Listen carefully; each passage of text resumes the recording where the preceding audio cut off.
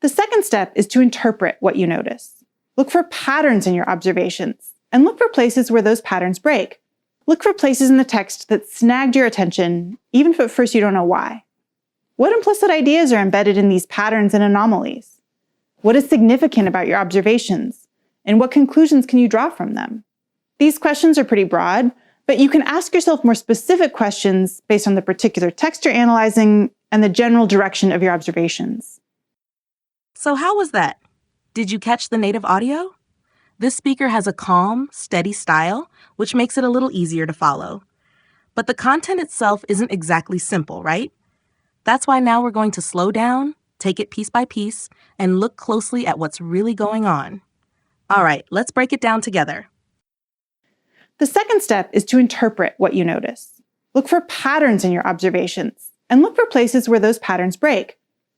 So now we come to the second step. The second step is to interpret what you notice. That means you don't just stop at seeing the details. You ask yourself, what do these details really mean? As you go through the text, start to look for patterns in your observations. For example, maybe certain words or images keep repeating. That repetition often tells you that the writer wants to emphasize something. But just as important, you should also look for places where those patterns break. When the flow suddenly shifts, when the author chooses a surprising word, or when the rhythm feels different, that break in the pattern can reveal something significant. It might show a change in mood, a hidden tension, or even the beginning of a new idea. So in short, this second step is all about moving from "I saw this" to "I understand why this matters." By interpreting what you notice, you start to uncover the deeper meaning behind the text. Look for places in the text that snagged your attention, even if at first you don't know why. Now here's a fun part. As you read, look for places in the text that snagged your attention, even if you're not totally sure why. The word snagged is interesting. It literally means to get caught on something, like when your sweater gets snagged on a nail. Here it's used in a figurative way. The text sort of catches your mind for a second. Sometimes a single word just feels a little weird, or a sentence makes you pause for a second. Don't ignore that moment. That little what was that feeling is actually valuable. At first, you might not know the reason, but that's okay. Those strange little moments are often the doorways to deeper meaning. So trust your curiosity. If something catches your eye or your ear, stop and notice it. That spark of attention might be your brain telling you, hey, this is important. Pay closer attention here.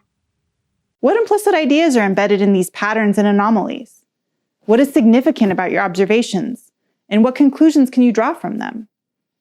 Now, once you've noticed those patterns, here's the next big question.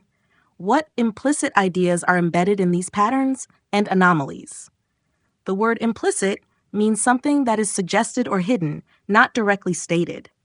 So instead of just seeing the surface, you're asking, what is this text hinting at underneath? And then there's the word anomalies. An anomaly is something unusual, something that doesn't quite fit the pattern. Imagine most of the text flows one way, but suddenly there's a word, an image, or an idea that feels different. That difference is the anomaly, and it often points you toward deeper meaning. Then you ask yourself, what is significant about your observations? In other words, why do they matter? Not every small detail will be important, but some details can open the door to a deeper interpretation. Finally, push yourself to consider, what conclusions can you draw from them? Here, draw from simply means to take out of or to get based on. You're pulling your conclusions directly from the observations you've made. This is where your close reading really comes alive. You move from noticing to interpreting, from gathering clues to saying, here's what I think this text is really doing. So the key is, notice the patterns, notice the anomalies, and then dig into the meaning behind them.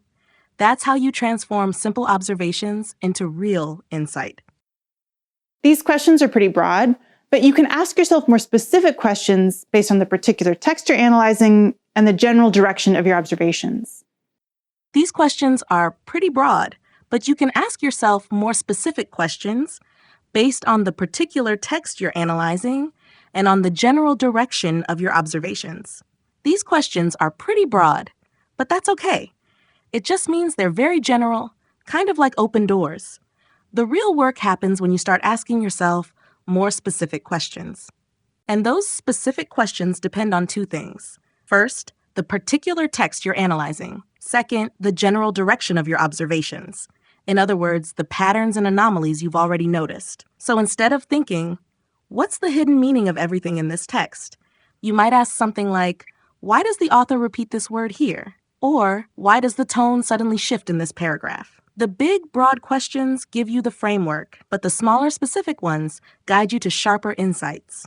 All right, now that we've gone through the explanation, let's listen to the native audio one more time. The second step is to interpret what you notice. Look for patterns in your observations, and look for places where those patterns break. Look for places in the text that snagged your attention, even if at first you don't know why. What implicit ideas are embedded in these patterns and anomalies? What is significant about your observations, and what conclusions can you draw from them?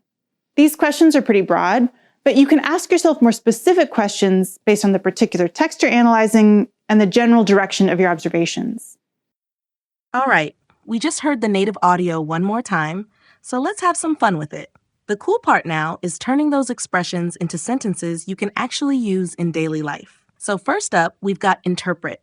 To interpret something is basically to figure out what it means. Let's say your friend gives you this little smile, and you're thinking, how do I interpret that? Was he happy or just being polite? Or think about cultures. One culture might interpret a hand gesture as friendly, while another might see it as rude. Even in families, kids often interpret silence as anger, even though the parent is just exhausted. So yeah, interpret is all about how you read a situation. Now, moving on, let's talk about patterns. A pattern is just something that repeats, something you notice again and again. Maybe you spot patterns in your own sleep, like, why do you always wake up earlier on weekends? Teachers see patterns in mistakes all the time, and that helps them know what to review. And fashion? Fashion loves patterns. What was cool 20 years ago always sneaks back somehow. So patterns connect the dots in life. And finally, we've got snagged. I love this word. Literally, if your sweater gets snagged on a nail, it's stuck. But here, it means something grabs your attention fast. Picture yourself scrolling on your phone and boom, a headline snagged your attention. Or maybe you're watching a movie and one line of dialogue just snagged you because it felt so real. Even a bright sign on the street can snag your eye when you're not expecting it. It's that quick little moment when something pulls you in. So that's the point. You notice the word, you play with it in real situations, and suddenly, it's yours. That's how you move from just listening to actually speaking with confidence. All right, that's a wrap for today. You listened, you practiced, and you found ways to make the expressions your own. That's exactly how your English grows, one small step at a time. Thanks for hanging out with me, and I'll catch you in the next episode.